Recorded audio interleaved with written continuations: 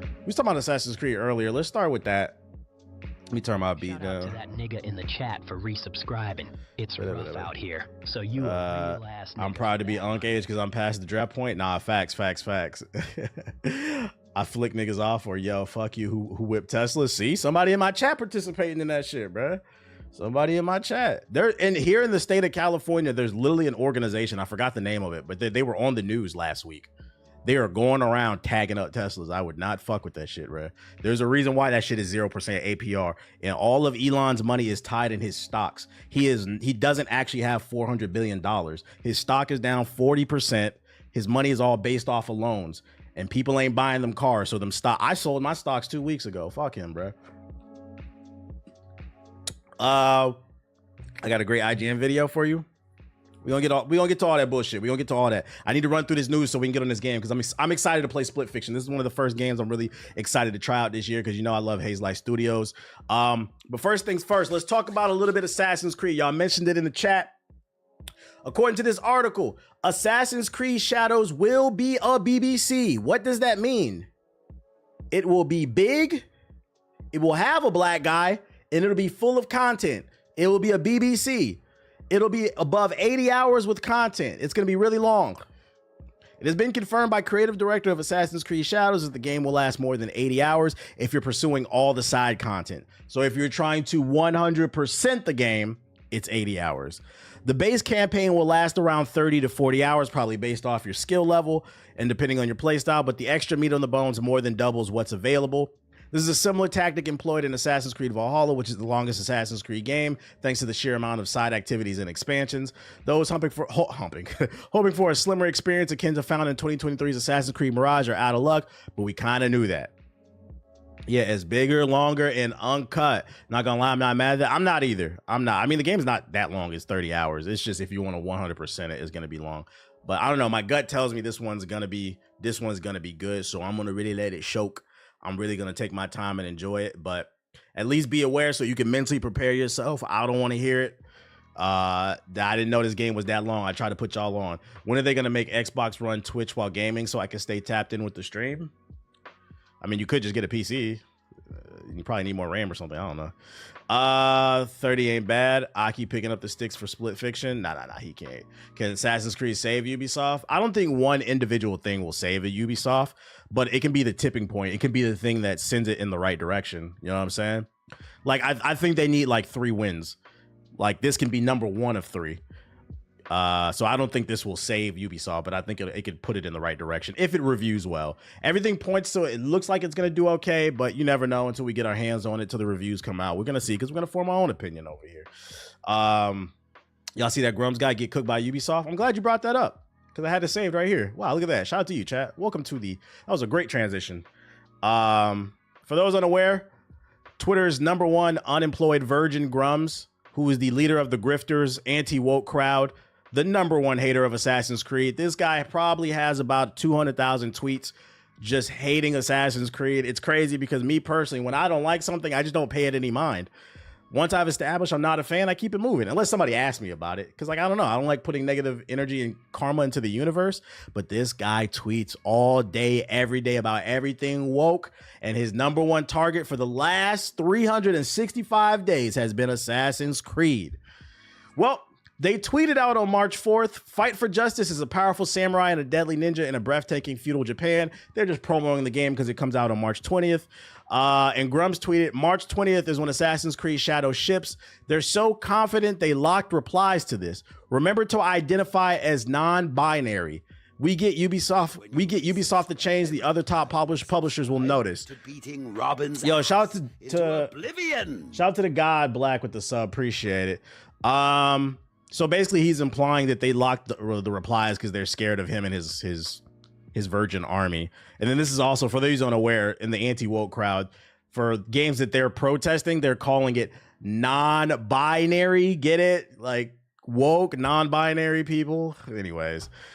This one went viral because the actual official Assassin's Creed Ubisoft account tweeted back and said, "Thank you for considering us a top publisher.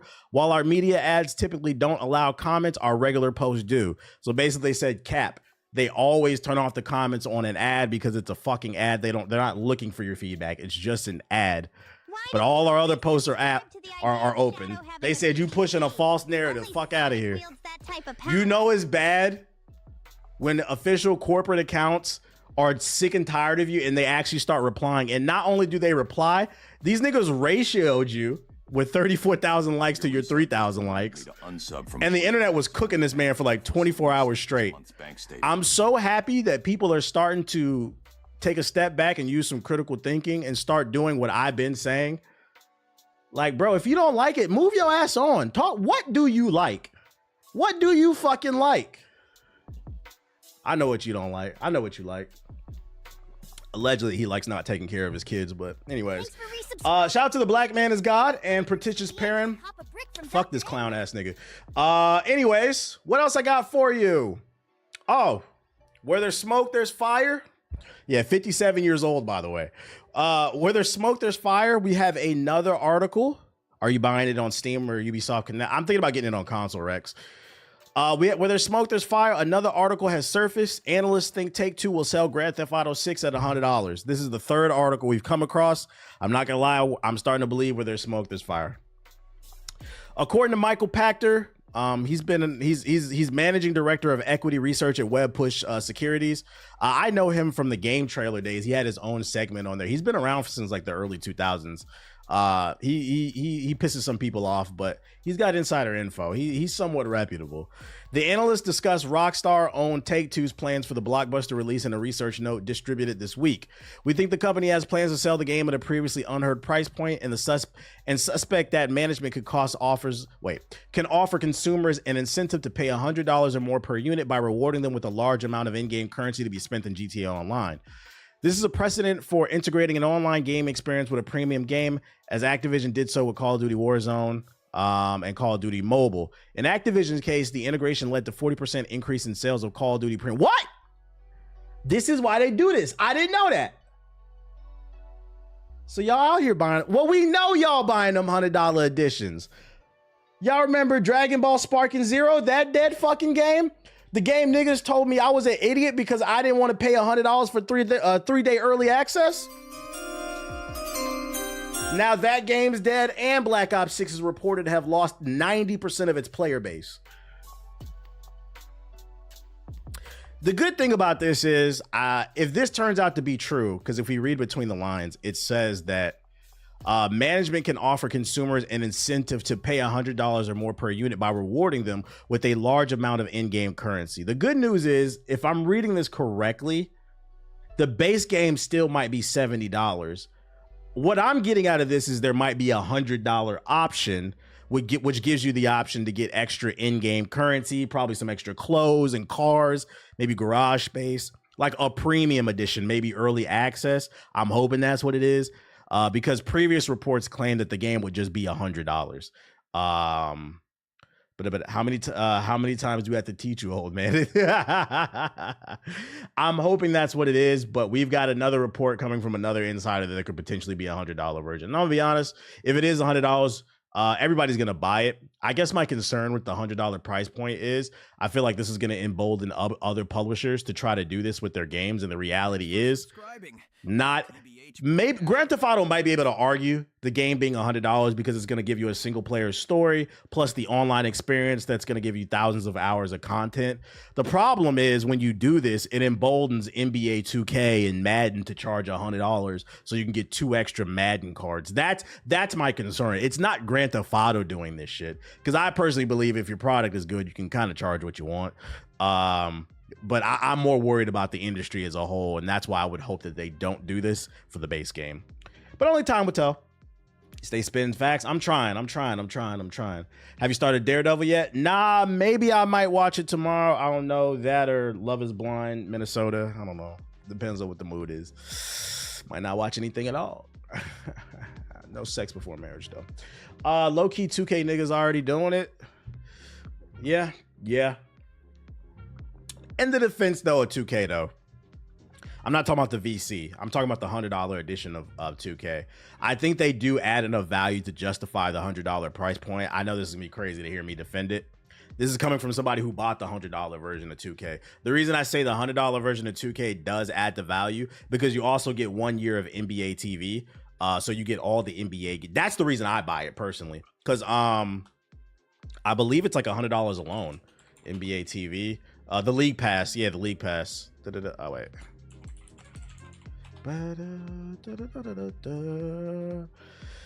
Yeah, so it's $16 a month. Do the, let's see, calculator. That's $17.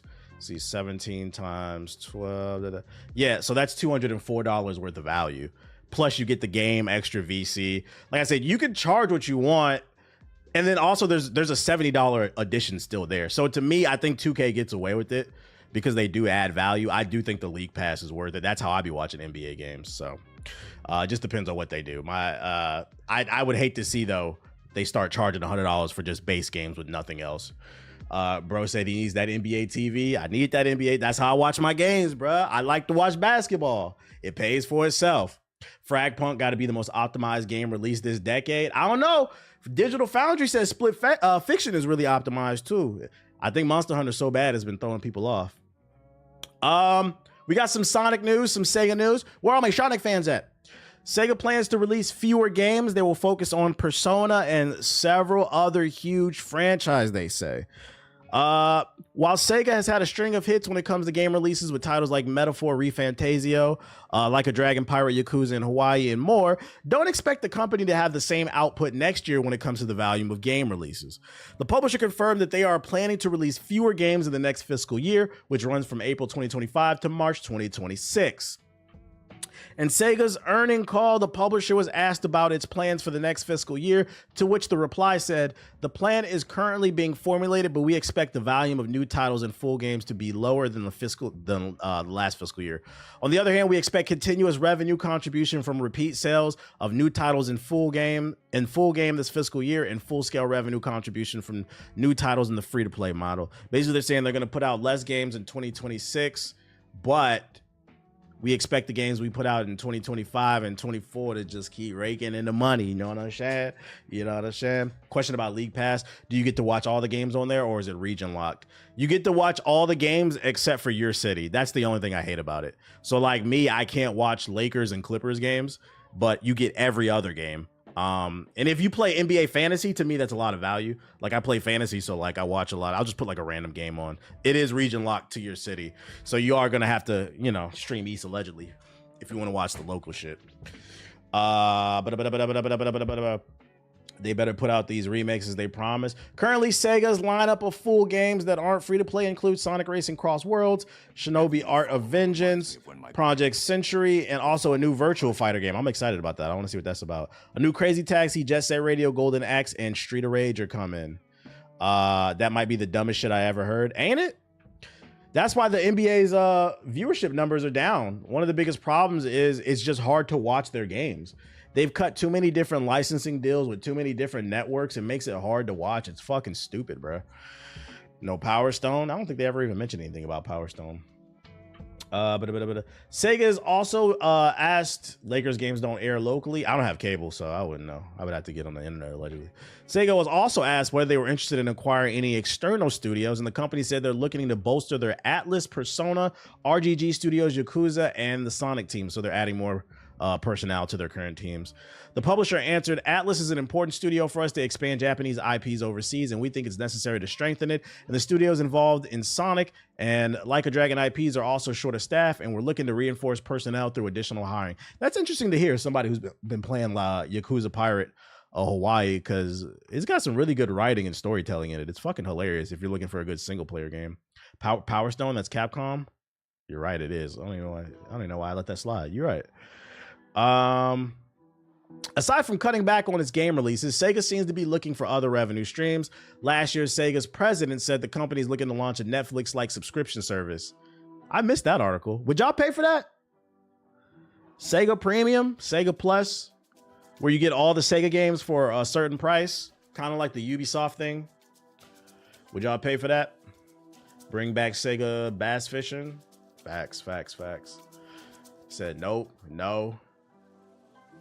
I wouldn't be opposed to it, because I mean, yo, shout out to Black Hoodie. Resub, pal. Now I can afford a retwist. I mean, if you don't care about owning your games, it's just another option, I think. Like, let's say a new Sonic game comes out and you're interested in it, but you're not whether you're sure if it's worth buying. If you could pay 10, 15 bucks for 1 month, beat the game, and then turn it off, that doesn't appeal to you. I know a lot of people do that with Ubisoft Premium. Some of y'all are probably gonna do that with Assassin's Creed.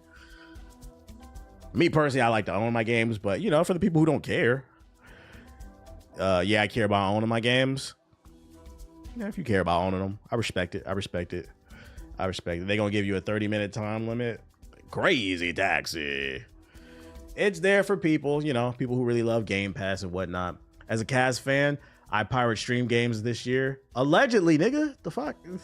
Stop incriminating yourself. The Black Panther is watching. Marvel's 1943 Rise of Hydra release window gets confirmed by voice actor Carrie Payton. Exclusive! During a recent interview, one of the voice actors behind Marvel's 1943 Rise of Hydra narrowed the game's release window. The new action-adventure title from Uncharted creator Amy Hennig and her new studio at Skydance New Media is set to take comic book fans back in time. It tells a superpowered tale of Black Panther and Captain America as they form an uneasy alliance to battle Hydra forces in World War II-era France. Despite the game being developed for over 5 years, I didn't know it was that long in development. Little is still known about it. It has been revealed to be a third-person action game, and it's seemingly set for a 2025 release date and will come to PS5 and Xbox Series, which is great news for me because I picked this on my fantasy league to get good reviews, but they were clowning me, everybody in the podcast, because they said it ain't coming out this year. I took a risk. You know, you gotta have some fun with the fantasy. You can't pick just safe stuff. But it looks like I might be right. In an exclusive conversation, wow, no PC. Oh yeah, my dumbass didn't even peep. I would probably get it on PS5 if it's no PC. You know it would come to PC at some point because I think this is being published by EA. That or the other one. There's 2 Black Panther games coming out. I think this is the one getting published by EA. I don't remember.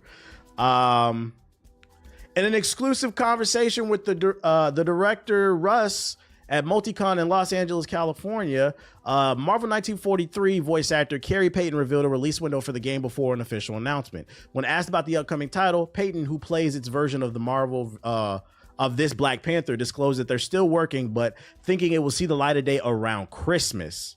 This seemingly narrows the game's previously announced 2025 release date, and a holiday 2025 debut is now expected for Marvel 1940. You know, I don't know how I feel about that. Christmas time, December is the time to release your game to die. Like you want to release it October, November so people can buy it for Christmas for their nieces and nephews and cousins and brothers and sisters and aunties and mothers. But if they release it in December, I don't know. Also, that would probably make it not eligible for Game of the Year if it's really good. You're better, in my opinion, you're better off releasing your game January, February, not so then you could be eligible for the game awards. Why release it in December? Because Christmas at the end of the year. All right, bro. Why they got to put the niggas at the end, bro? What the fuck? Yeah, 5 years in the making. That means hopefully, if this does come out around Christmas, I would expect a full reveal probably May, June. Don't quote me on that. But if it actually is going to come out this year, they got to put out a trailer by May or June. Then put a couple more trailers throughout the summer to get people hyped in the fall. He did say around, so if it releases at the beginning, that could still fly. True. He didn't say, you're right, he didn't say Christmas, he said around. Still hoping for a PS4 release. You're gonna be hoping forever, Mexican Eminem. You're going to be hoping forever, my friend. So yeah, that's an update on that. If you haven't seen it, there's no gameplay, but if you go on YouTube, they have a tech demo showing off some cutscenes. The visuals are fucking crazy. The hair designs and shit like that. The cutscene's gonna look good. We just need to see some fucking gameplay. Speaking of Marvel, we got a new costume. We got some new costumes in Marvel Rivals for people who are still engaging in that engagement-based matchmaking. If you care about that, they got a new Venom skin. Here you go. $100, $50. Little Agent Venom, you know, nothing too crazy. You want to spend 20, you get the gist of it. And then the other skin that got announced that's been making a lot of noise is a new skin for Cloak and Dagger was released. That's all about pimping all over the world. A lot of people going crazy about this because they got the Cat Williams pimp joint, and this is a crazy skin. I'm not gonna lie. This is fucking crazy, dude. Oh shit. Yes, I did forbidden broadcast. The better question is, where did that question come from? It's your first time in here. We ain't talking about that. Pimp name slip back. Yeah, who copping this? $20. Who copping this? The pimp and the hoe skin. This is they might as well have put Terrence Howard in here, bruh. And that could be the white girl from fucking, what was the movie? Hustle and Flow. This is the Hustle and Flow skin. So some new skins coming to Marvel Rivals.